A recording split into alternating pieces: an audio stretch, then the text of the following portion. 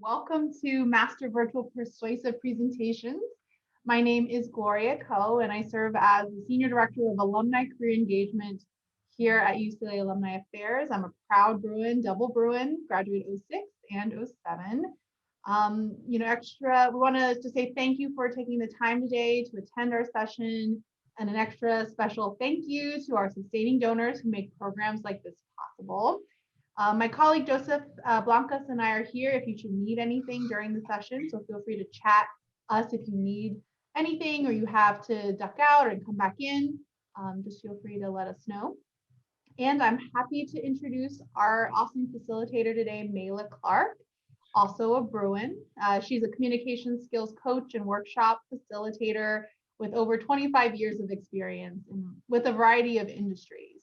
For 10 years, she was an adjunct professor at Santa Clara University, where she taught effective oral technical presentation skills, that awesome class. And she led workshops with companies like Cisco and NetApp. She earned her BA degree at UCLA and a master's at San Jose State University. And she's on the board of the Silicon Valley Product Management Association. And again, most important is that she's a passionate Bruin, and we're so thankful to have her here with us to do this workshop with everyone. So I will turn it over to Mayla to take it away. All right. Thank you. Well, with that introduction, I can't help but be enthusiastic about this. But I do welcome you all to Master Virtual Persuasive Presentations. This is near and dear to my heart as a presentation skills coach and trainer. And the picture that you see on this page has 5-6 people standing in a conference room. And this is how we visualize this when we put the class together about a year ago, because it is so important to be persuasive. Decisions get made or not, funding approved or not. Certainly we make a good impression for our company, our university, our department through persuasive discussions or presentations. And we wield influence in everyday communications like emails and one-on-ones. And I've come to appreciate that no matter how skilled we are at our jobs, getting ahead is in your career, and in your career, I'll just stop there, really does depend on our ability to communicate clearly, concisely, and persuasively. So that's why we asked you to bring in something very, very simple that you could use today to apply these skills. It could be, oh my goodness, getting someone to move a deadline, accept an idea that you're trying to promote, maybe change a procedure, change or stop or start a project, something really easy that you can apply the skills to, because being persuasive is not always that straightforward. I'm sure there's a lot of experience on this call, and you know that there are a lot of subtleties and nuances that go into this. Now, I told you that we started this a year ago, and this is what we had in mind. This is the situation. But it wasn't very long before we realized that we had a little complication known as coronavirus. And all of a sudden, we were all persuading, communicating, presenting online. And that's when we put our subtitle on how to get your audience to zoom in instead of zone out. Now, I imagine you, like everybody else and like me, we've been doing this now for over a year. And there is something quite real called Zoom fatigue. You can call it Microsoft Teams fatigue, and just call it online fatigue. But we're suffering from just a lot of information coming across this electronic device. People are complaining that they're not quite sure what the goal is. I had a client this morning who said, I listened to a presentation for 45 minutes and we still weren't exactly sure what the goal was. Not being relatable, what's in it for me. I know it's hard when you're in meetings, a lot to do preparation, but we've got some tools that can help out there.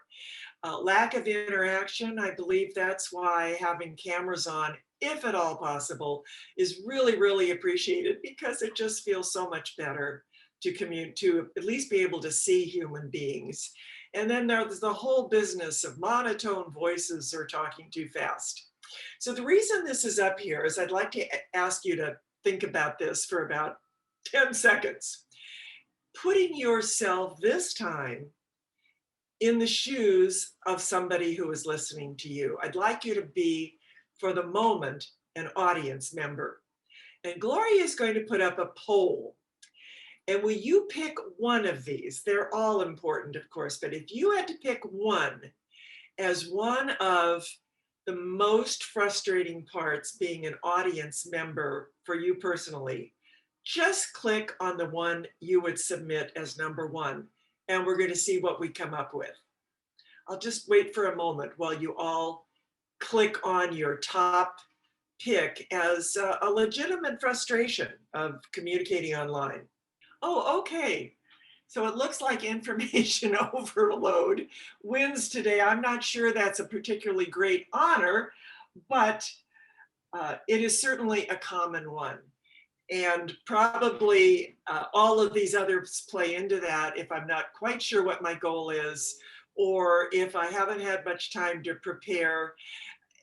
I'm probably going to say more just to try to make up for it. And that, of course, ends up probably the proverbial shooting me in the foot.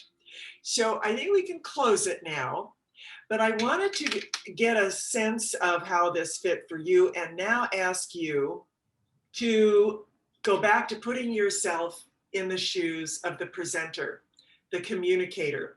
And it doesn't only have to be a presentation with slides. It could certainly be an email, a blog post, or a one-on-one. But we're going to cover these three areas because we have found that this gives you the biggest benefit in terms of managing those frustrations that we just looked at. You all received something that we call the presentation planner. It's this sheet of paper, and you've either got it on one of your monitors or you printed it out. Either way works just fine. And that's going to be a main part of this workshop today. It's a part that often gets underappreciated when we're communicating. The ideas have to be solid, but I consider myself an architect.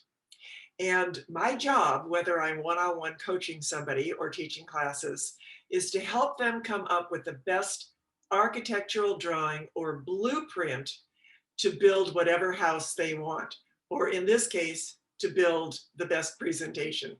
You don't always notice I'm looking at my walls. I don't really think what's inside these walls, but we have a lot of earthquakes up here. And I'm in Palo Alto, as you do in LA. And I'm really glad that I have a very strong, well-built structure, because it's going to withhold whatever comes its way. And the same with having good structure to a presentation, because you never know what questions you're going to get. You can never predict 100% who's in your audience. But if you've got a good structure, you've got a lot of the success factors built in. Delivery skills, we'll talk about when they get there. Eye contact, voice, gestures. We don't have to worry about stance unless you're standing up, which some people do. But online, there is still this visual part of us, or there should be. And just a little bit about virtual environment. Even when we're not the one that's leading the meeting, we still have some ways to influence in a positive way the interaction and make it as rewarding as possible. I take a breath for a few seconds here and see if there are any questions or comments about our agenda, where we're heading, our key areas. Before I get into the specific skills and getting into the planner, I have to tell you about the person that comes to my mind every time I think of someone who I believe is a real hero in terms of being persuasive in a positive way. This man is Dr. Stephen A Schroeder. He is a doctor, an MD, and for about 10 years, He was head of the Robert Wood Johnson Smoking Cessation Project. And they had a tremendous success record. The last figure I could find said that it was about 62%.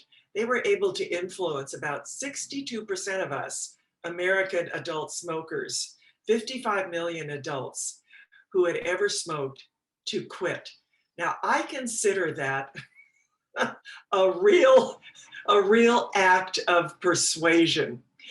But I mention it to you for three reasons that fit to this model that we'll be using today. Number one, he's a friend of friends. He and his wife, Sally. And I happened to meet them when we just happened to we were together for a few days in Berlin. And for those of you who have been there, there's a main drag, main boulevard through Berlin called Unter den Linden. And as we were crossing, I couldn't resist. I said, Steve, I'm a student of human behavior, and I just have to ask you, how were you and members of your team able to pull off this phenomenal feat of persuading people to quit smoking? Now, he could have given me an avalanche of information, but here's why I knew he was a real pro. He was very concise, and this is almost literally what he said, 1 and 2 and 3. That impressed me. He got right to the point, and he was clear and concise. Number 2, he didn't say, oh, we believed in it and we cared about it. He turned it around and automatically showed me that all of their appeals were designed for their audience, for the American people. Because what might be logical to his team, his medical team, might not click for the rest of us. So he said, number 1, we had logic, the lawsuits. 2, we were able to tap into people's emotions. They got really mad when they realized that there was internal information that the tobacco companies knew this was ruining our health. And number 3, we were able to appeal to people's values of health over addiction. So those 2 reasons, the brevity and the appeal to the audiences, the American people's values, not just theirs. And the third reason I show this to you is really a theme throughout today. And I'll ask you if you agree with this or not. You can type it in chat. Information alone does not change behavior. Unless we can make a logical appeal to people's brains, unless we can appeal to their emotions and to the what's in it for them, and unless we can appeal to their values, we may not be able to be persuasive. We might be right, but we may not be persuasive. And I'm going to stop here for just a second. And in the chat, would you, or out loud, would you agree or not agree with that statement? I would agree with that statement, but I would add something to it. I don't know if that's fair. Can I do that? Absolutely. So one of the things that I've done in the past is I'm a process engineer and a change management in change management in healthcare companies. And so one of the things that we always are challenged with is changing the way doctors behave. And they are a challenging group. And I love this because this is exactly what we did. We found logic, emotion, and values, and we aligned them and with the corporation or the company or the hospital. But the other thing we found is we also had to add one element, which was give them a path to actually make the change. So once you get them on board, you get them excited and you get them ready to act, many of them just kind of said, okay, but I don't know how to. And so we had to actually provide them with the pathways and the steps. Sometimes in some cases, just like 1 or 2 steps and they go, oh, okay, I got this. And in other cases, it had to be very prescriptive, but I totally agree with that. Thank you very much for sharing. And I hope you don't mind that I'm going to segue directly into my agreement with you, because that's exactly why we have created what you have, that top-down planner, because yes, we all agree that we want to be persuasive and we want to do this, but boy, is there really an art and a science to being a great presenter. There is. So give me the tools that I can use so that I've got what you beautifully said, with a path. So well, I've jokingly said in the past, because someone asked, like, what was my technique in some of the programs I developed and some of the presentations I developed. And I said jokingly, I said, you know that infomercial at 2 o'clock in the morning that in 90 seconds gets you to buy a copper pan that you never knew existed? They do exactly this. They inform you, they get you emotional about it. They align their values with the value of that copper with your value, that copper pan with your values. And then all they have to do is throw up a number for you to call in and use your credit card. And I think it's an amazing technique that, I mean, it can't be wrong. I've been seeing it since I was a little kid, Yeah. you know, on TV. Well, this is really a basic appeal. And of course, you and I are both saying, whether it's with your doctors or I'm saying with all of you on this call, we use it in a positive way.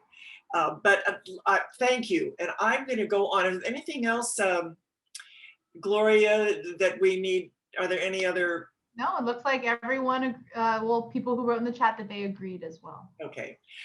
All right. So this is a main theme, and this keys off. I'm just about getting to the path. One of the reasons why, besides maybe just not knowing how to do it, when we go right to I'm right and you're wrong, which is quite easy to do, and keep pushing and pushing and pushing for our point of view, we often are just going to run into resistance. And I love this dog. It's in an article by an expert on persuasion, Jonah Berger. Remember right when we all were locked down, people were walking their dogs 5 times a day because they were home. And after a while, the poor dog said, enough, you know, I don't want to walk anymore. I'm exhausted. But I don't mean this in a funny way. People can feel pushed. Obviously, you know, our country and the world, we were shocked at coronavirus, and we didn't quite know what it meant. We didn't quite know how to deal with it. And so somehow the way some of it was presented caused people to push back. I'm certainly not going to get into that, but Jonah Berger says you would think it was automatic to push a chair if you wanted to get it from point A to B.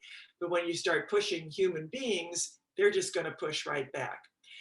People can often feel uncertain or confused. And if I'm confused, I do a lot of work at Stanford, and for a while there, they were putting in new Oracle systems. It felt like by the moment, and nobody quite knew how they worked, and they had to learn everything new again. So they were just confused, and by golly, they were resistant to having to change one more time. Overwhelmed, I don't see the benefit. Or some people are just, you know, I really don't want to change, period. That's not my style. So we're going to stop here one more time. This will be our last poll.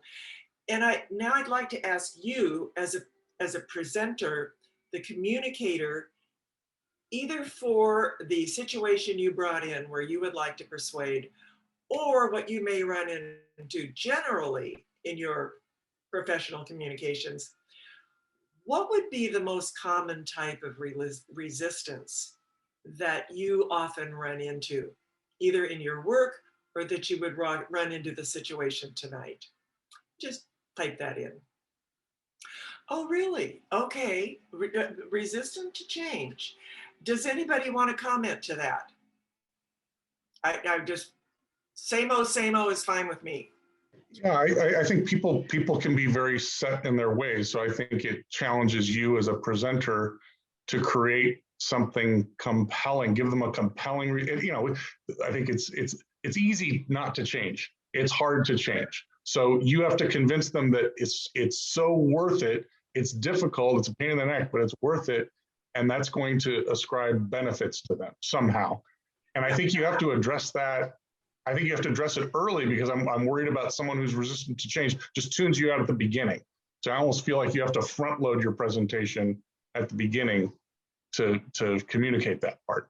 I agree with you, about 10,000%. There are a lot of statistics floating around now. You know, you've got 7 seconds to get somebody on board. You've got 7 minutes and they're going to tune you out. I don't really care. I just know that's true. And yet it also is a habit of ours to want to kind of save some of that stuff for the later on, and it doesn't get us anyplace. Was there any other comments to that? Okay, because that's exactly what this model is intended to avoid, the change, all of these. Built into this top-down planner, you automatically have to give people those good reasons. And what I appreciated about your enthusiasm is that we really have to dig down sometimes to find that. We're a little reluctant to get too far into, you know, this is really what the benefit is or what the negative part of it is. But that is a big part of how we can do this with integrity. So our top-down approach is designed from the get-go to create common understanding. I don't think there is any way we can come to an agreement on a solution if we don't have agreement on what the situation is. It's just too big a gap. Also, you're going from agreement to agreement to agreement, so the process doesn't just hit people over the head with the change. We almost literally take them by the hand and walk them through the logic of our argument. It gets right to the point. That's one of the biggest complaints of executive teams, although I would argue for most of us, people who can't get to the point, who want to tell you every single detail. It may be fine on a Saturday night if you're all sitting around the barbecue, but when you're busy, you're at work, you're Zooming, which has its challenges anyway, please get to the point. And as you just said, confirming the relevance, that is absolutely critical, and it has to be from my point of view.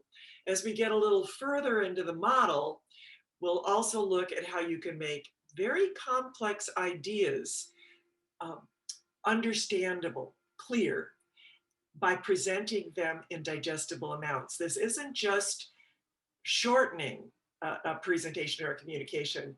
It's just doing it in a systematic, structured way that brings people along with you. So this is the diagram you have at the top of your worksheet. And the whole purpose of this is, as the title says, you work through this from the top down. Now I'm going to leave off introduction for now, but we start with that circle in the model, situation, complication, solution. However, what we often do is start with all of our data, our analysis, our research, our steps that got here. Last Friday we did this, and then on Monday I talked to the customer, and then on Tuesday we had this survey, and then so on and so forth. And what we end up doing is often drowning people in details, hoping they somehow get what the main point is, which is down there in that oval. So this model, as we walk through it, I'm skipping introduction for now, and we're not going to address support right now. But what it does is it helps us to identify, clarify, think through what really is the situation here. I'm convinced if we had everybody on this call write down the definition of, I don't know, simplicity, I imagine we would get, each of us might say it just a little bit differently. So that's your first agreement. Secondly, the complication is, however, there's something you need to pay attention to. And that's why I'm going to take us in this direction. There's some very good reasons for this. One, you are creating a logical and a data-driven storyline. What does that mean? It means I've gotten the important information up front when you have the most attention on your issue. Two, you've let everybody know where you're going and why. I don't want it to be a mystery novel. tell me that, and then I'm going to stay with you. And even if it's only those three things, you've minimized resistance.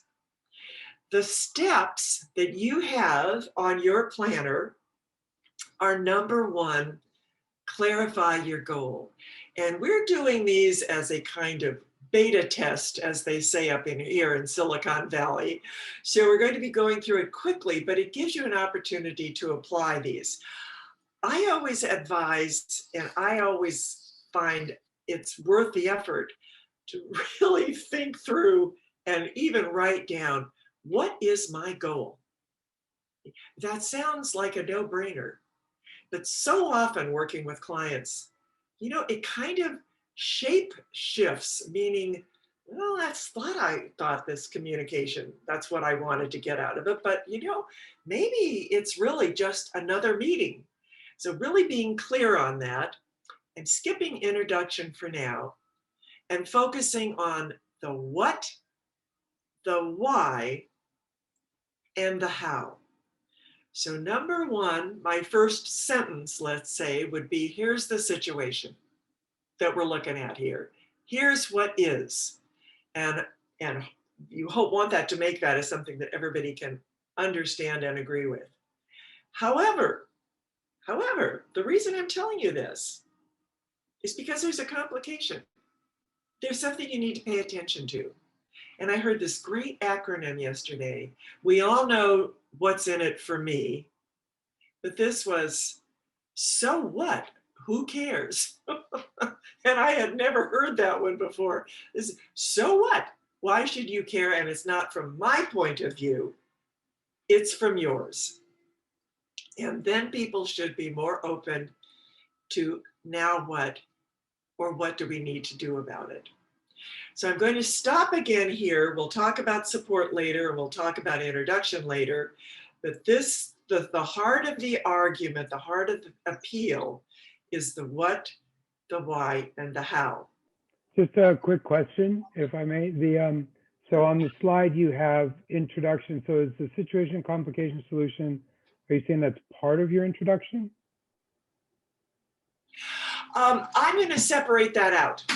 Usually in most presentations, you've got a cover slide. Correct. And so the cover slide hopefully has some significance for what you're talking about, although it often doesn't. And in my experience, people often just ignore it. Here it is there, and they so the introduction I'm separating out. I'll show you an example that I really like a little bit later on. It's getting people on board. Good morning, I'm glad you're here. This really important issue because the university is facing da da da da da da da, and that's why I want to talk to you today about this really important issue. The situation as we are examining it now is X, Y, and Z. Why is that important? Why do we need to, let's say, inoculate every student that's going to be coming on campus? Well, here are the findings that you need to know about. And that's why I want to give you our 3 suggestions, which would be my support, as to why we're recommending this. And I get into the details. So for sake of today, I'm separating that out. Got it. Yeah, no, that was my fault. I saw the bullets and then I didn't notice the colon after introduction. That was my bad. I think I need a line there. Note to self. All right. Then what I'd like to do, it's deceptively straightforward. This looks very simple, and that's why I love it. However, sometimes people will be working with teams for a major change, something that needs to be changed. And you can spend quite a bit of time digging down into exactly what are we talking about here. And the whole team can brainstorm about why is it important to our constituents, our students, our faculty, our colleagues. And then how exactly do we want to present our next steps? You can do it quick. It's great for an email. And you can also take it to a much deeper level and use it almost as a problem-solving tool. How about a couple of examples, because we're going to get into practice with this in a moment. This is one of my clients. They're called Proofpoint. They were just purchased by a investment banking firm. But anyway, they are in the business of cybersecurity, a hot item, hot issue right now, because if you've read that new Pearl Roth book, the whole world is kind of living in a house of sand or a sandcastle. There's a lot going on, but this was on there by Gartner on their website. So the situation they're talking about is business email attacks increased by nearly 100% in 2019. I would kind of bet it increased even more in 2020. Okay, so that's a situation we can all agree with, fine and dandy, no problem. However, listener, here's something else you need to know. There's a complication. There is a reason that I'm telling you this that you really should pay attention to. And that's why, audience, I'm asking you this question: is your business prepared to defend against them? And that would be the hook. They could probably come up with 1,000 more that are even more chilling. So that should automatically generate a question in your listeners' minds. Well, I don't know. What should I do about it? And for this particular example, they have developed, I think it's a white paper or a course. And if you read that white paper or attend the course, you're going to learn about these 3 areas: attacks, education, and implementation. So it's a nice package, gets to the point. There's another client of mine, the Hewlett Foundation. Hewlett and Packard are separate foundations. This is a $12 billion fund. And each quarter, well, anyway, Larry Kramer is the CEO. He's the former dean of Stanford Law School. And this was a white paper that he posted on their website. And so, he's a pretty clear thinker. The situation he could, when you talk about finance, it could be 100 different things. But what he's talking about is we are in the second longest economic expansion in US history. Okay, that narrows the argument. However, I want you to listen to this. The reason I'm telling you is that it's all too easy to think it will last forever, but it won't. Which should lead me to then ask, what should we do about it? And that leads him into his 3 points of how to handle it in the future and long-term flexibility and downturn. What we'll do right now, because the real benefit here is for you to get into smaller groups and try this out. We're not going to talk, well, we'll get into groups of 3. You will need to identify what your goal is. Advice, make it simple, just something pretty simple. You're not trying to rewrite the Constitution at this point. And then skip the introduction for now and skip your supporting arguments for now. We're just going to focus on this kind of golden circle of what's the situation, why should I, your listener, care? And then how are you recommending we proceed? And if you'll go around in your group, we'll have 10 minutes. Somebody keep track of time, gives you about 3 minutes each. As I said, clarify your goal, the what, the why, and the how. And then we'll get together as a bigger group and see what you came up with. All right. I just wanted to share for all our participants, we're going to send you into the breakout rooms, and just from experience, try to also whittle your goal to something manageable for this exercise at least. It really helps if the goal is something that you could potentially influence and create change in a more immediate future. Sometimes if you take a really big goal, that just makes this exercise, it becomes much more complicated. We know that you're always dealing with bigger issues that you're tackling, but for the purpose of this exercise, think of something that can be very tangible and something that you can create change with by persuading someone with this argument. So Great. Great. So we'll send everyone into the rooms now. The rooms will bring you back in 10 minutes. So if you need anything, feel free to leave the room and come out and chat with us, and I can send you back. Okay, great. All right.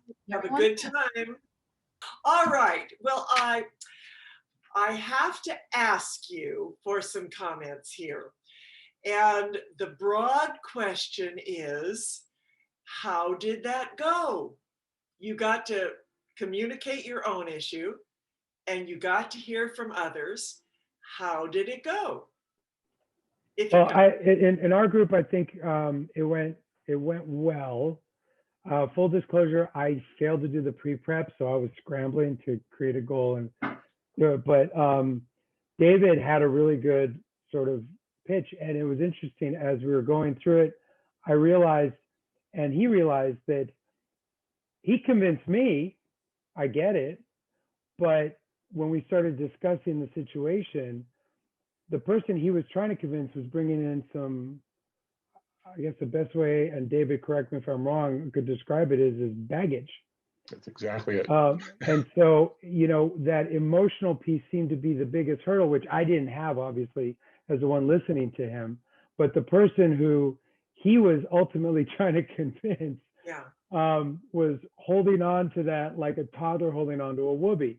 Yes. And so I think, you know, so we discussed a little bit of maybe trying to get back to the root cause of why they're holding on to that so tightly, and trying to convince them there's another way to get to the same goal, so to speak.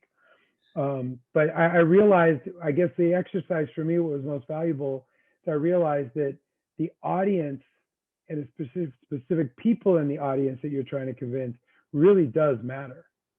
Oh yeah, yes, it really does matter. And that's why I think it's very helpful to, number one, have this so you can kind of brainstorm it on whether it's the back of a napkin or your computer or the wall, because a lot of things just bubble up that we don't necessarily think of in our own head. And it might be way back in that process with a person that's got a lot of baggage like that. It might be an entire meeting on defining what the situation is. You know, he or she might have a completely different definition of what it is or view of it. They're like a big puzzle. There might be some pieces missing. So, but yeah, David and I also, and I'd love to hear your thought on this. We kind of came to the conclusion that there are going to be situations where even if you lay out, you're able to whittle it down to the root cause or sort of the id reason behind why they want to do this, and you're trying to convince them to do the other.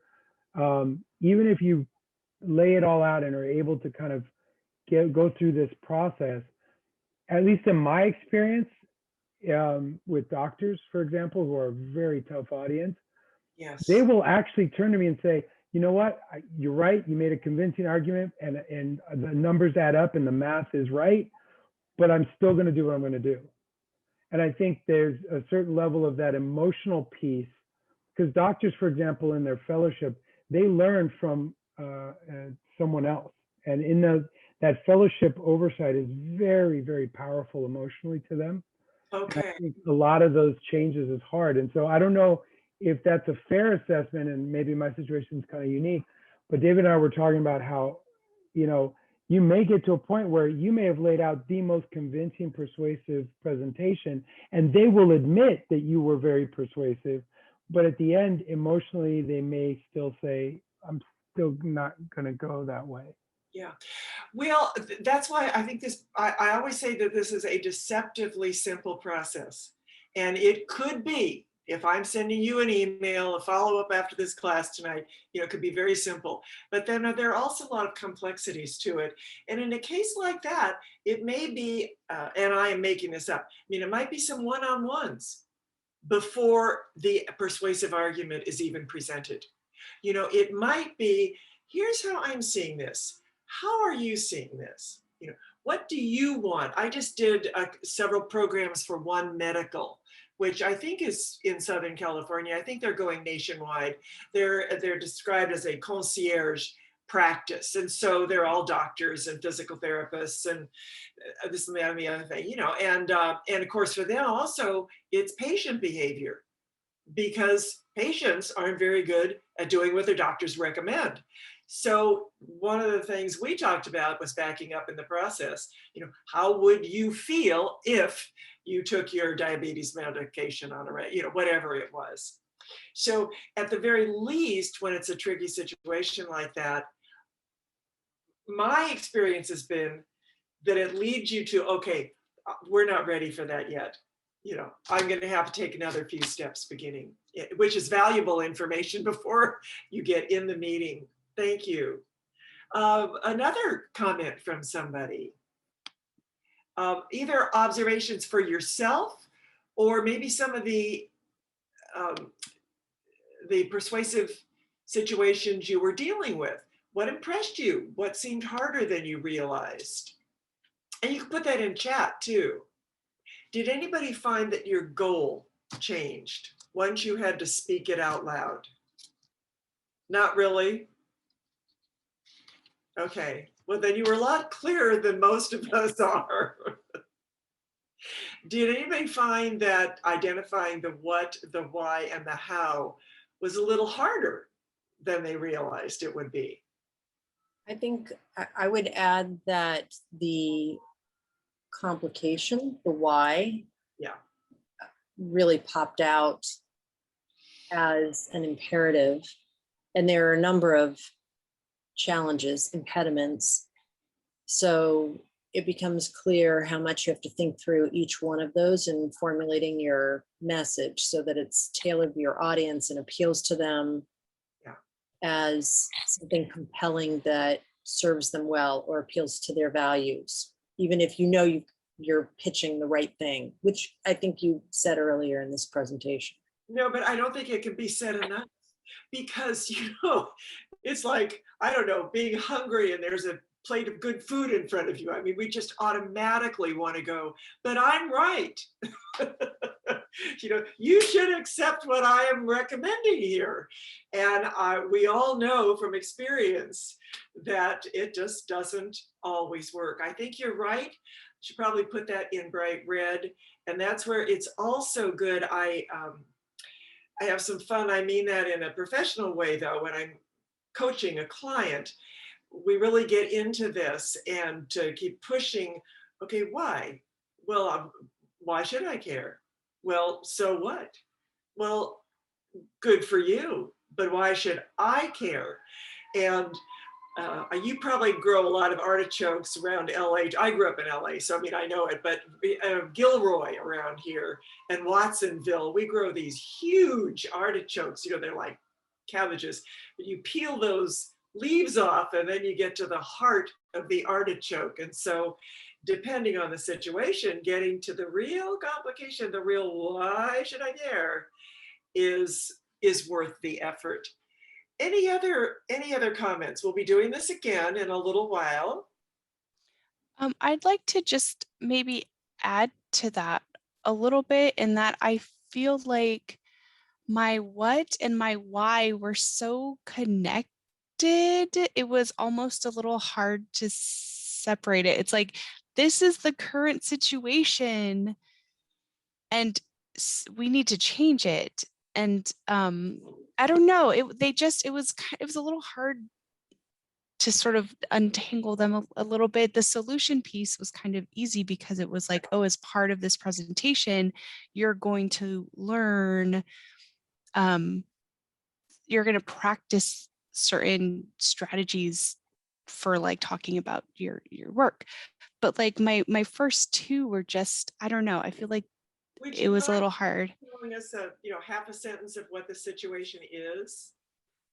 Yeah, so I work at UC San Diego, and I work with graduate students and postdocs, and I work in professional development. So these are a lot of this people I work with they're undergoing some kind of advanced training either as a grad student or a postdoc, but they're not going to be at the university forever. They're going to need to take on that next step in their career journey. And that's often why they are coming to one of our workshops or one of our sessions. And So what's your goal here? What are you trying? Let's pretend you're talking to 10 of these postdocs. What's your goal in talking to them? Yeah, so the specific situation I'm thinking of is talking about their strengths and sort of their transferable skills that they would bring to a future employer, or well, yeah, an employer, but whatever that next step in their career is going to be. Okay, so to put it really briefly, what you're saying, you're in professional development, right? Yes. Yeah. So you probably offer courses or coaching, or all right. So the situation is, let me make this ridiculously simple. We've got some good stuff. We've got some good stuff that can benefit you, because you're not going to be hanging around here forever. All right. I'm one of those postdocs. All right. I agree. But I'm really busy. I mean, I don't know that I have time to take any of your classes, or I'm sure they're great, but I'm really comfortable with what I'm doing now. I'm working with a Nobel laureate on this project, and why should I take some of my time to get professional development? Yeah, I think that's something I hear a lot. This is hard. We have trouble with this one. Why should this busy postdoc who thinks he or she is the greatest in the world, why should they care? And feel free to make it up. So I do think there is, I feel like I'm already starting to get too long. I think there is both a benefit to the postdocs, for example, now, because if they can understand what they do well, or what is a scenario where they're firing on all cylinders because they're just like in the flow, that could help them in their work today, in addition to after they leave. A little plain old. I heard you say one at the beginning. You're not going to be here forever.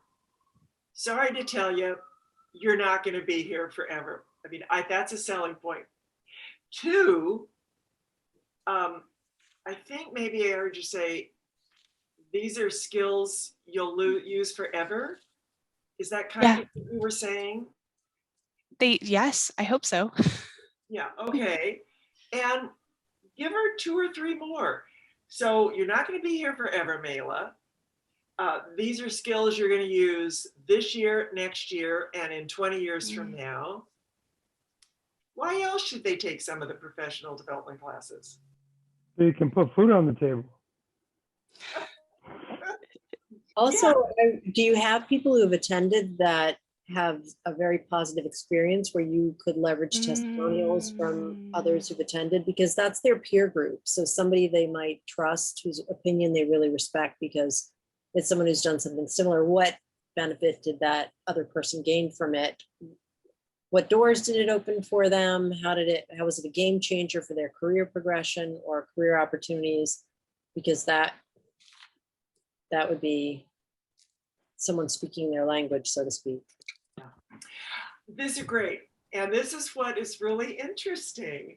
You can keep digging down and digging down and digging down, and you can figure out a lot of reasons, but our mind doesn't automatically go there.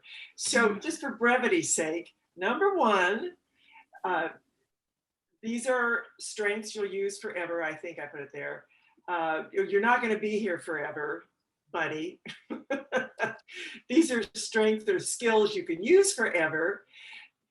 You're going to need to get a job, and you need to be competent not only in your area, your field of study, but you also need some of these professional skills, soft skills they're often referred to. And here we have Joe, Susie, and Billy, who have been through some of these programs, and this is what they had to say. Would that be a start at selling people on this? Absolutely. Yes. I think, And you can get yeah. to, here's some of our programs. Hmm. Yeah, And that was really helpful. Mayla, can I ask you a question?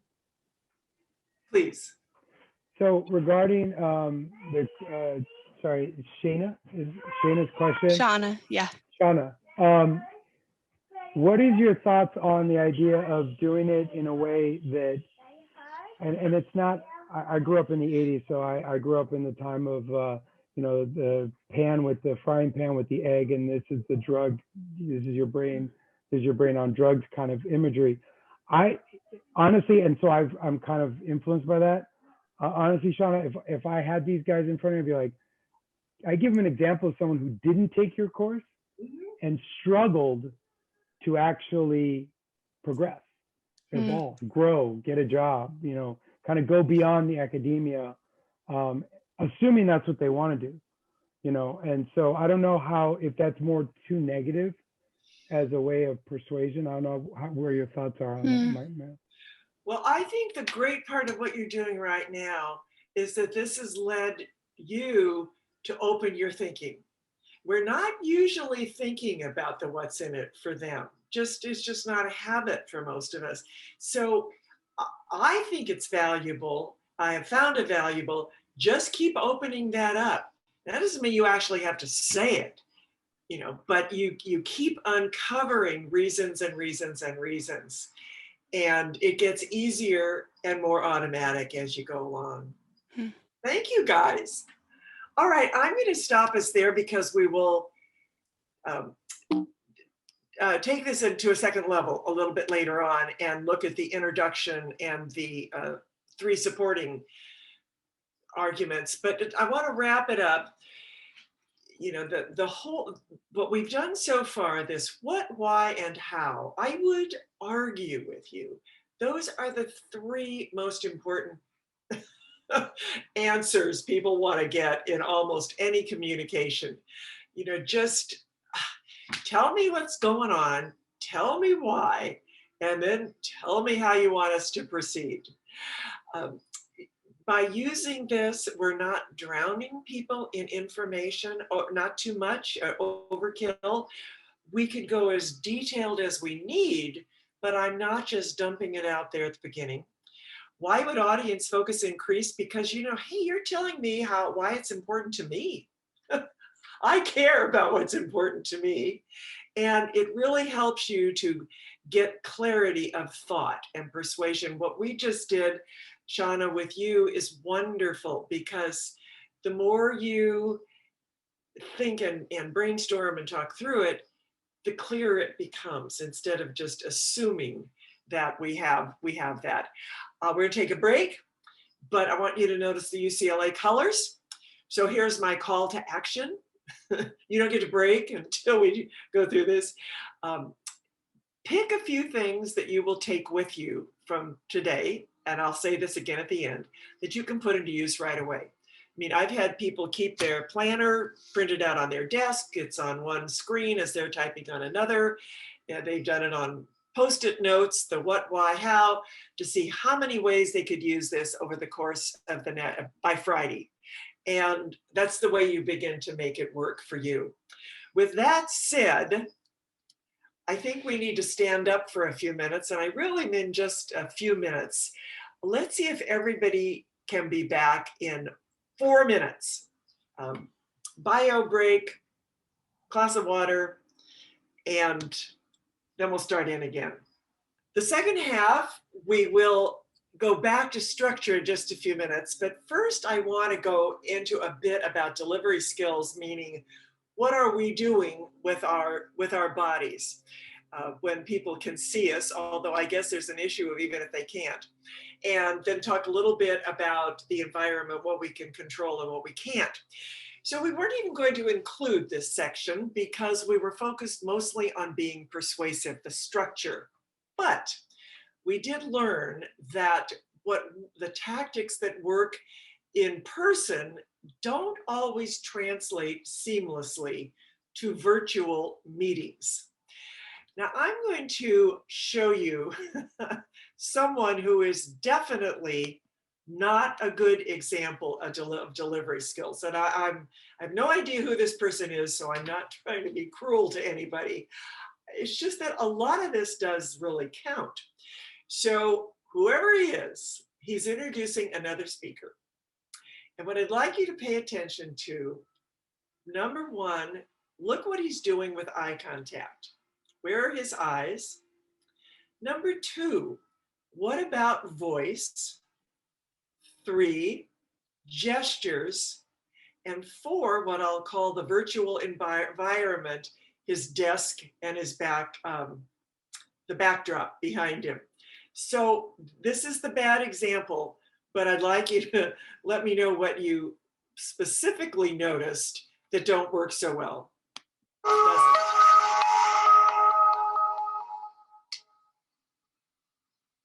Welcome, everyone. I'm Angelo Robles, D'Angelo Robles' Effective Family Office podcast, where I look to distill the best practices and best ideas of among the world's most successful families and their family offices. I hope to provide thought-provoking opinions and feature amazing thought leaders to our listeners of the podcast with an eye towards the future of the family office. Today's podcast. That's all I can take. So what are your reactions to this? Way too much looking down. Way too nose. No. He's very loud. I don't know if that's, very loud. But not in a good way. Even. No, actually in a kind of grating way. Yes, and notes are really can be a killer. You know, there are, anyway, why he needs notes to say what he just said is beyond me. I mean, he's not reciting the Constitution word for word for word. They're pretty simple. And if he even means it, why does he have to look down all the time? And would somebody please explain to me why there is a 1940s microphone sitting in front of him, or why his hands are in this kind of Buddha pose as he's leaning back against his very busy background. Well, I'm not showing this just to be cruel to anybody. I'm showing it because, there's some serious issues that exist, whether we're online or not. But online, there are fewer social cues. And that is one reason that more and more people are saying, please, if you possibly can, do turn on your cameras, because in person, we just pick this stuff up subconsciously. We're not even thinking about it. But online, it's really hard to read what our colleagues or our clients or our students or our patients are going through. We're missing those, and more misunderstandings can occur. There's a lot of stress just from distractions. Is my cat going to jump onto the keys on my computer, or my kids running through? I actually think it's nice a little bit when somebody's toddler runs through, or the dog barks occasionally. But it can be distracting, and it can be another worry, one more thing we have to think about. And then the whole body language. This is really my kickoff for the next slide. A lot of what we are doing with our bodies opens up, encourages conversation and exploration and discussion, or we can close it off. And I think it's really tough when somebody is just reading what they are saying from above their computer, because I really don't, they're kind of cutting off participation, including my understanding. Which leads me to the 5 areas that I want to talk about right now. Number 1 is how we're sitting in our chairs. And I'm going to invite you to try this with me. I never even thought about it. So wherever you are, scoot back in your chair so that your tailbone is actually touching the back of your chair. Okay. Now look what that does to your posture. It makes us upright without being stiff. I'm automatically leaning forward a little bit, which means that depending on what we're talking about, I can give some clues, or I can become more engaged as I want to lean toward you and speak, or if I want to sit back and listen. I could move side to side. Gestures are a little tricky because you don't want them right in front of the screen, but isn't that a nice position? Doesn't that just feel comfortable? I know that by the end of a lot of meetings, I am just a pretzel, and I have to remind myself to sit up. It's not sitting up straight. It's this nice balanced position. So that's number one.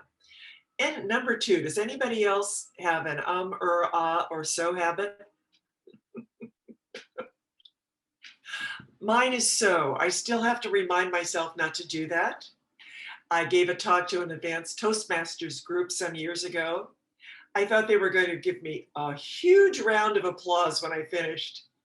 Instead, I sat down and somebody said, Mayla, you said so approximately 35 times in that 10-minute talk. I had never even heard them, let alone count them. It can be distracting if you listen to yourself, record every once in a while. If you do have that habit, check out my website, www.maylaclark.com, or my LinkedIn page. This is new information of another way we can fill that silence with a word without inserting an or ah, which gets really annoying after a while. And of course, breathing, taking a pause is one of the best. We can't inhale air and exhale and at the same time. So those are a couple of clues. Facial expression, we read a lot into facial expression. As I mentioned, I'm near Stanford at the hospital, since it's a teaching hospital. They show 3-hour-old infants pictures of human faces, and they react, they become more animated when it's a human than when it's a geometrical shape.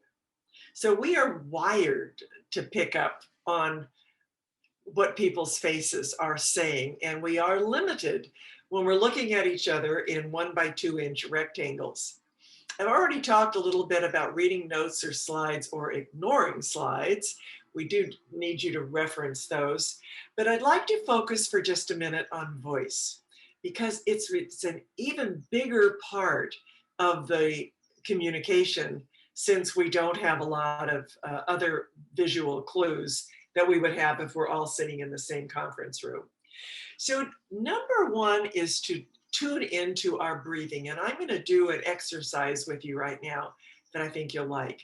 So just take a couple of deep breaths in and exhale fully, and let everything relax. So inhale in,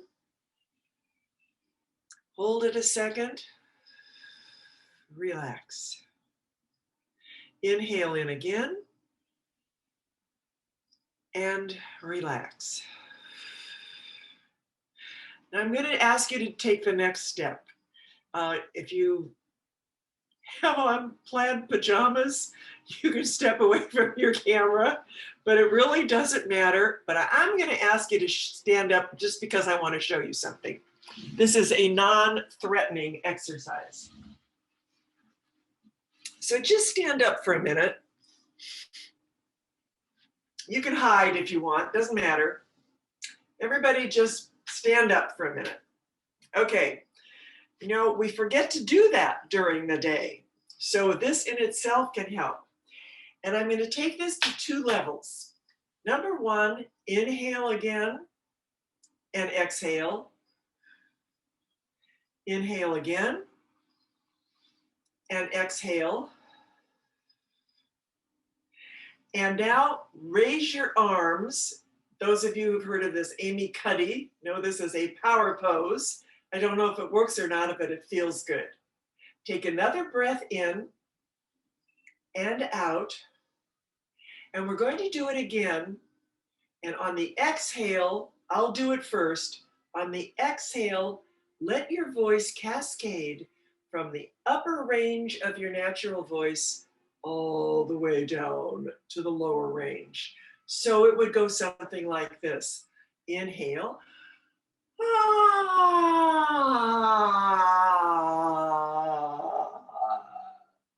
That feels so good.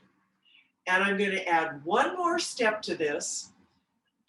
I'll do it first. Big stretch, inhale.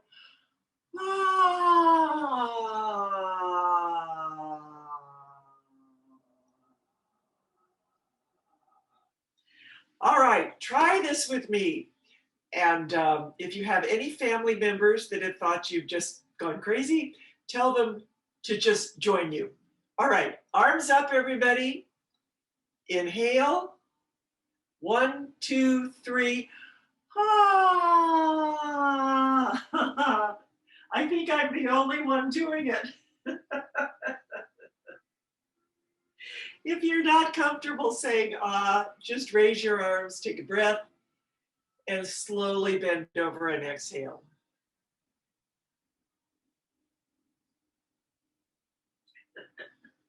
Just kind of shake it all out and sit back down and relax. That's the last time I will ask you to stand up. Voice is important though. Some people have habits of raising their voice at the ends of sentences, which makes them sound hesitant, or they don't continue to breathe toward the end, so they kind of dribble off. Check and see if you're mumbling or speaking too quickly, or perhaps an accent that is hard to understand. Articulation, opening our mouths, goes a long way in terms of using the full volume and intensity of our voice. And we pick up a lot from that. Now, before I get into the environment, there's a lot to body language. And again, if you want to check out my website or my LinkedIn page, I've got a lot of articles on it. But we really do set the tone when we're the one who's speaking. We have a big influence, whether it's stiff, whether it's boring, whether it's involving, or whether it's turning people off. There is no doubt, in fact, Dr. Albert Morabian, who's kind of discounted, but he was from UCLA, talked a lot about how the voice, body language adds strength to the verbal message. And it certainly conveys confidence. If I'm mumbling, if I'm kind of slumped over, it doesn't. And we all saw my poor example. I don't think that poor man would build trust with anybody. I certainly wouldn't invest my money with him based solely on the way he delivered that introduction. Those are the reasons it's important. I'm going to head quickly into virtual environment. This is also an article that I've got on my LinkedIn page on my website. But anybody had this experience of thinking, oh my God, is anybody listening to me? I think I'm talking into a well. In person, at least you can see if anybody is paying attention to you. But online, it is very disconcerting not to be able to get any kind of a response. So I really don't want to go into this in too much detail, but as I've said before, online presentations can be exhausting. It's an extra cognitive load. It's really hard to read how people are feeling. Anybody hate seeing yourself on video? Does anybody cringe when you? Good. I hope that you'll try to get over it, because it certainly helps other people in the group. But here's the question on the right-hand side, how to make that a little bit better. Do we really need to have the meeting? I hear that all the time. We don't really need all these meetings. A phone call would do. We can get together in smaller groups. We can share document platforms. And so if there is an alternative, let's do everybody a favor and use those alternatives. But if you are in the environment, it's a legitimate meeting, we need to have it, then the interaction is an important component of it. And while it's recommended that you sit in front of a bright light or a window and the background is non-distracting, for me, for example, it just doesn't work. My window's right here. it faces northwest. If I had that curtain drawn, I would just get too bright a light. So I do have lights all over my office, but again, you want to be sure that people can see you. Position of the camera. One of my clients, I guess he has a camera up here, but we were on a call this morning, and it looked like he was looking at the ceiling instead of at those of us in his meeting. It's very distracting to look at this little black camera. I put this little sticky thing on there to remind me to look at the camera and not myself or just other people. You've seen the use of chats and polls and raising hands. I used to think that was kind of gimmicky. I really love it now because it helps with interaction if it's legitimate. And Gloria and I aren't exactly co-facilitators today, but we are tag teaming. And it's really nice to have somebody else sort of checking on the mechanics and the technology so that it goes as smoothly as possible. And then every once in a while asking the group questions so that they feel comfortable. Would you chime in with anything else of what makes the virtual environment more interactive and just better quality for you? I will move on then, because now I want to go back. Oh, here to stay, does promote inclusion. Some people are much more comfortable online. A lot of introverts actually like it better. And apparently, according to the April Economist magazine,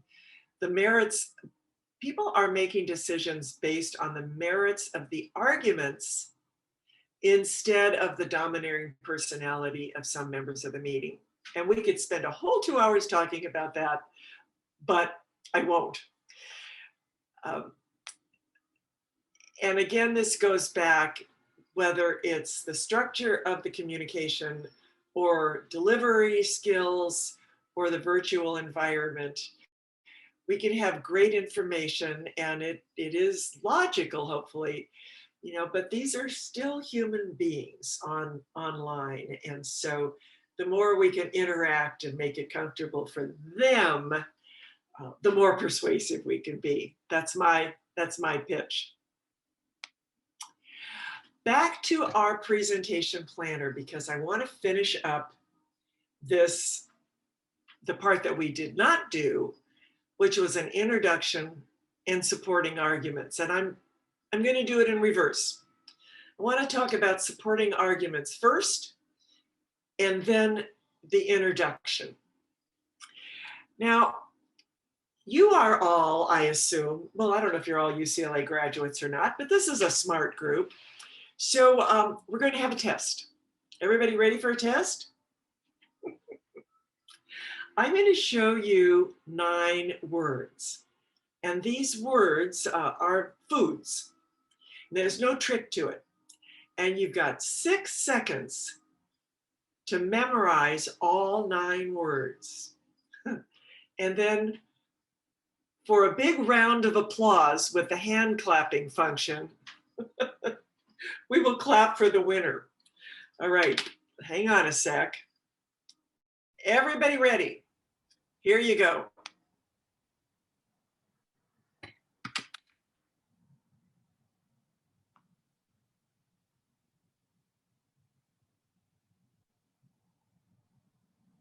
Time. Okay. Yep. Wah. Who wants to give it a try? Who remembers 3 of them? I can give it a try. Okay. Is that okay? Okay. Apple, pears, banana, lamb, hot dogs, cheese, cream, yogurt. I missed one. Wow. Okay. Which one did she miss? There's another meat one because I did them in 3s in my brain. 3 like dairy, 3 fruits, and 3 meat ones. Okay, there is another meat, and I didn't hear. She may have said it. Anybody know what's missing? I think it was beef, right? Okay. I think did you have beef? I don't think I did. I did the lamb and I did the hot dogs, but I Did you forgot the beef. Okay. All right. So here, very good. All right. That I do not have a good memory, so I really admire that. Now I'm going to show you 9 words again. They're foods. There's no trick to it. You've got 6 seconds to memorize these, and let's see if anybody can memorize all 9 of these at the end of the 6 seconds. Ready? Go.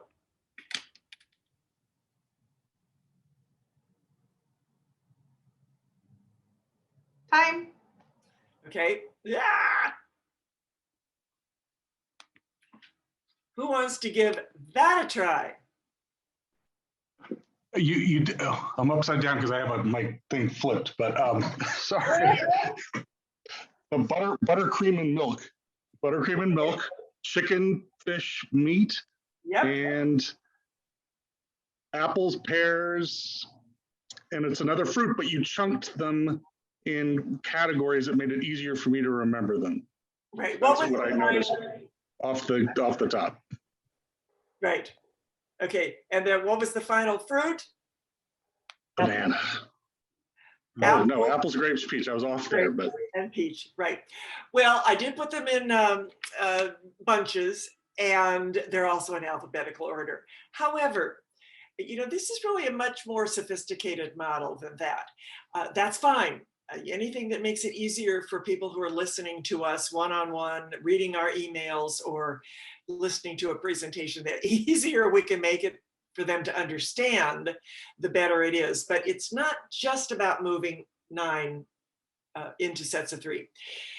The next section on the structure with those supporting arguments is that we're not just making statements, we are bringing proof. And I'll go back to the planner in a minute, because under each of those supporting arguments, the facts under it support that argument. So my 3 supporting arguments, let's say it's, I don't know, past, present, future, they all support my what, why, and how.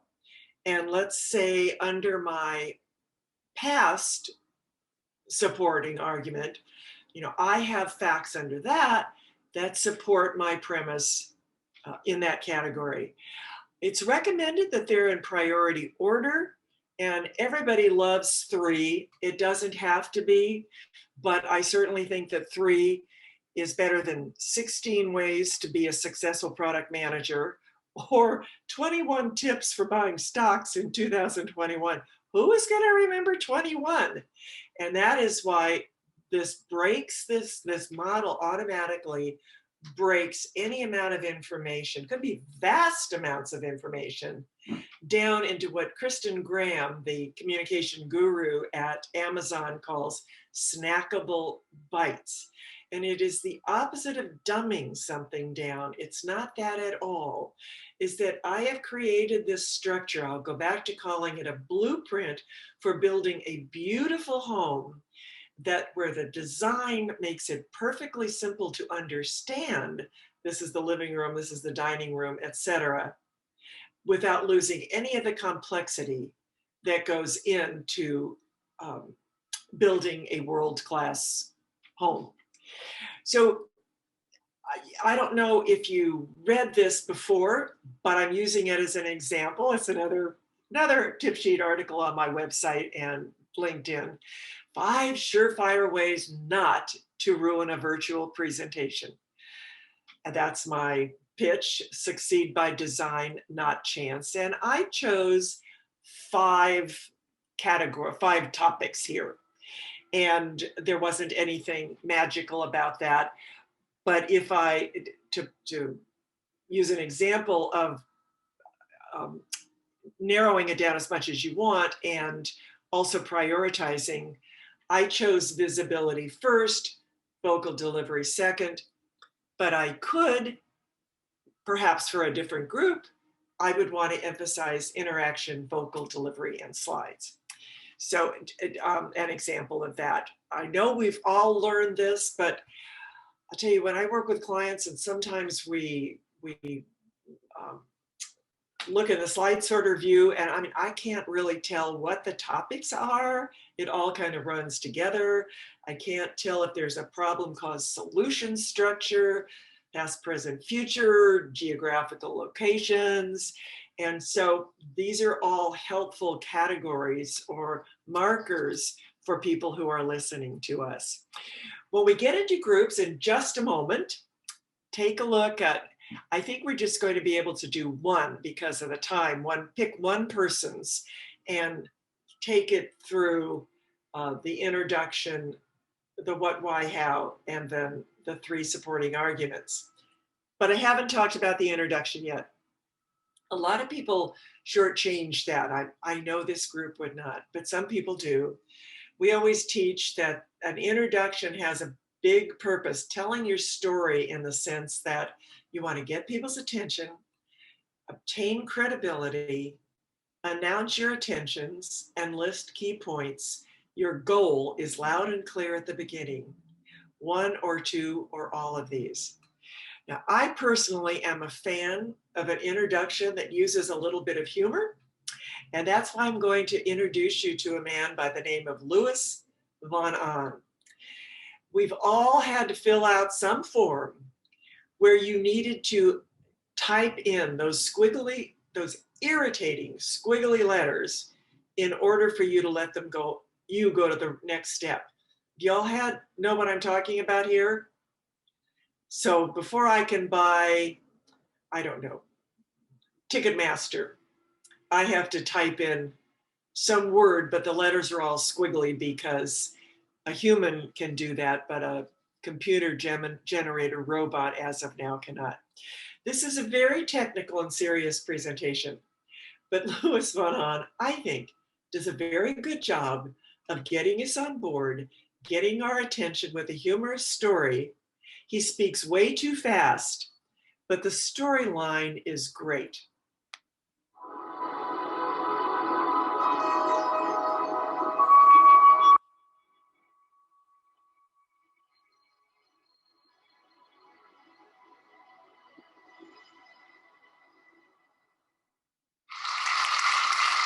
So I want to start by asking you guys a question. How many of you have had to fill out some sort of web form where you've been asked to read a distorted sequence of characters like this?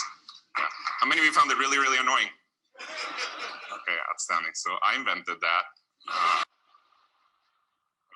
Or I was one of the people who did it. That thing is called a CAPTCHA. And the reason is there is to make sure that you, the entity filling out the form, are actually a human and not some sort of computer program that was written to submit the form millions and millions of times. The reason it works is because humans, at least non-visually impaired humans, have no trouble reading these distorted squiggly characters, whereas computer programs simply can't do it as well yet. So for example, in the case of Ticketmaster, the reason you have to type these distorted characters is to prevent scalpers from writing a program that can buy millions of tickets two at a time. You know, CAPTCHAs are used all over the internet. And since they're used so often, a lot of times the precise sequence of random characters that are shown to the user is not so fortunate. So this is an example from the Yahoo registration page. The random characters that happen to be shown to the user were W-A-I-T, which of course spell a word. But the best part is the message that the Yahoo help desk got about 20 minutes later. This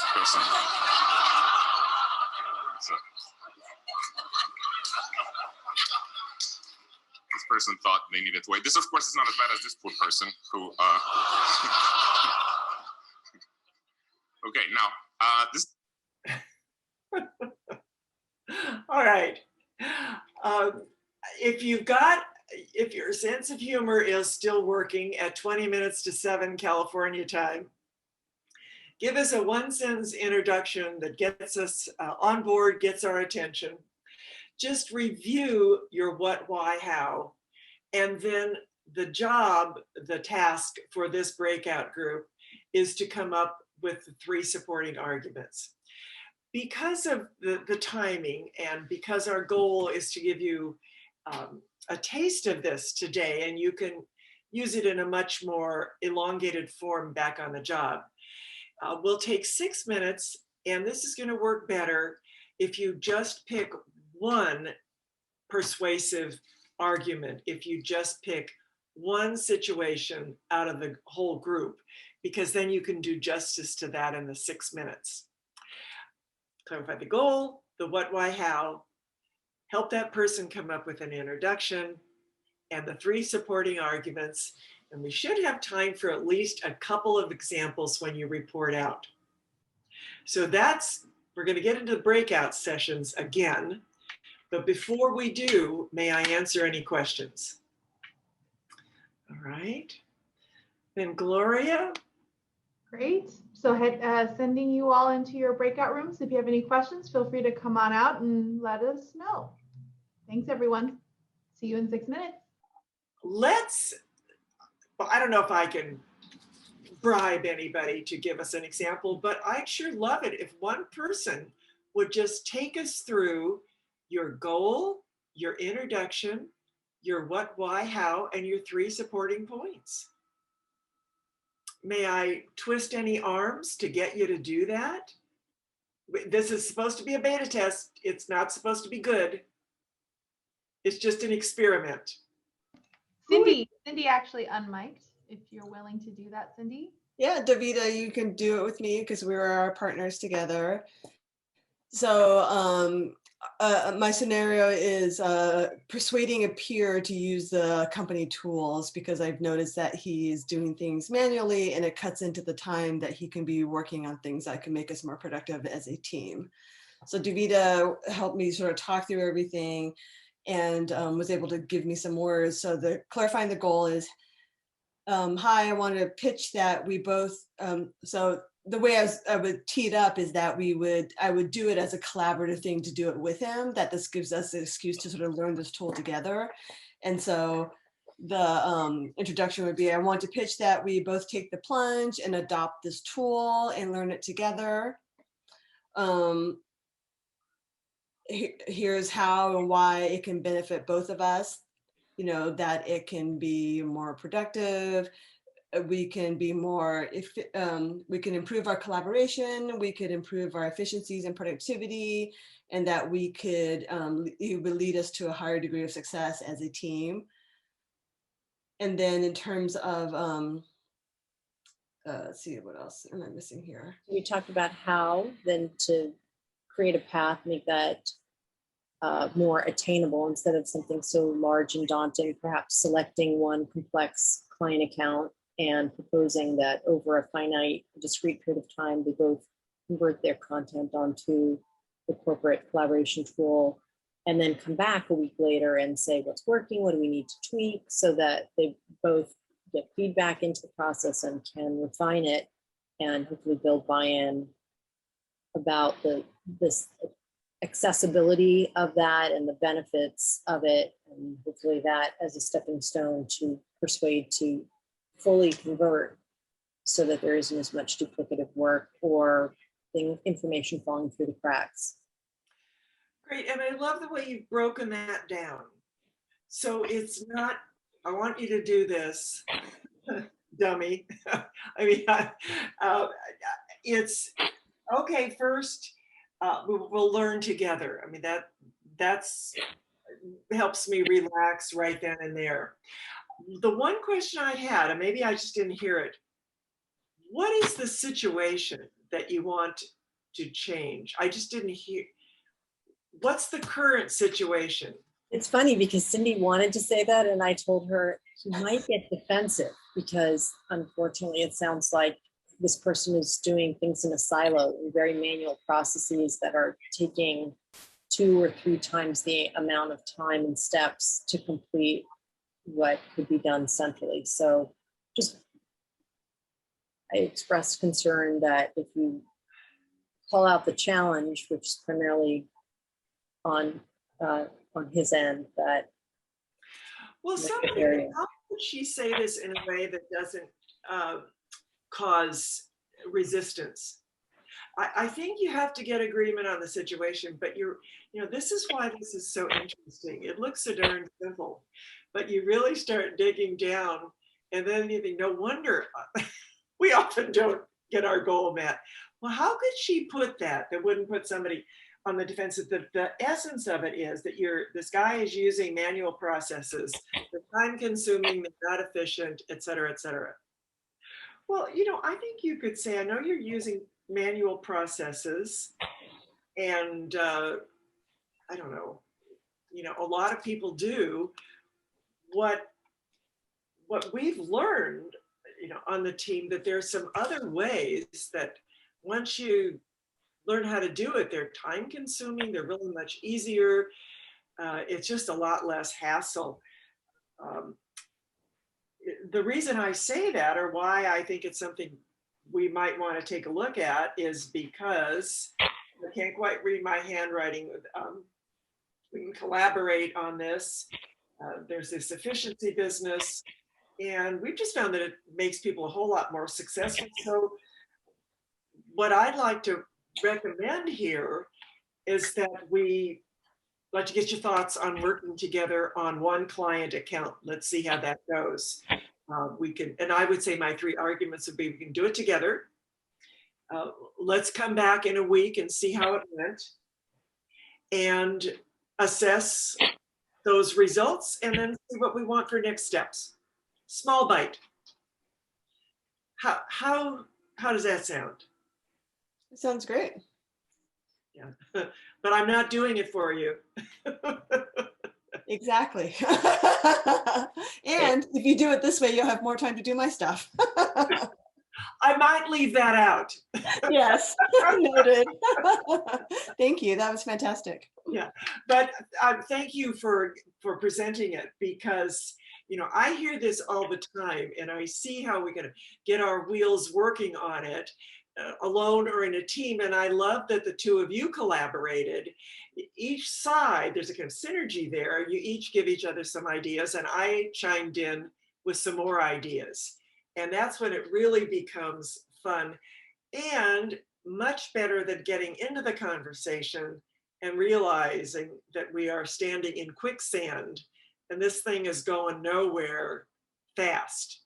So I use this, as I've said many times, emails, blogs, one-on-one conversations like that, and backing up in the process to do a little planning, I think is worth gold. But what I would like to do with you for just a moment here, this is so interesting. We started with some of the challenges on Zoom, although since my career is as a presentation skills coach and trainer, I think these skills apply whether we're in person, standing on our head, in front of 1,000 people, or one-on-one. And but we're also looking at virtual, and having that structure, a really solid, logical structure that does take into account people's emotions and values, that just sets you on solid ground, no matter what the reaction. Certainly delivery, eye contact, gestures, voice, we recommend you probably don't go into a meeting and stand up and raise your arms and say, but you could do it in private. And then just an awareness of the environment, because we all do play a part in that. Big picture, I think this is why I'm dedicated to all of this. Communication, you know this as well as I do. Make or break decisions get made based on the quality of the communications. And these could be day to day. They don't have to be the biggest ones. I think as leaders, whether I am a newly minted UCLA grad or the CEO, we can lead with informing, educating, motivating, and persuading. We certainly have an opportunity to highlight our whole organization by our communications. And I certainly think that in addition to our professional skills, whatever your degrees from UCLA or wherever, all this communication business is just one of the best competitive advantages we have. So once again, blue and gold colors.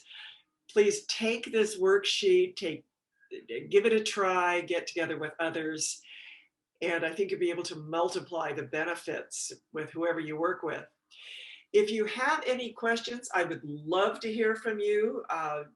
Email is clarkmayla@gmail.com. It's my website, Mayla Clark on LinkedIn. I'm happy to answer any specific questions we didn't have time for tonight. And with that, I wish you all the best in getting your audience to zoom in instead of zone out. Thank you all very much. It's good to meet you. Thanks for the participation. And thank you, Mayla, for your presentation. Thank you, everyone, for your time today. I'm so glad to be able to bring Bruins together, and hope you were able to learn a lot of different things today and put it into practice. We can't wait to see all of your virtual persuasive presentations. So have a good night. Thank you, everyone, for your time, and enjoy the rest of your Tuesday.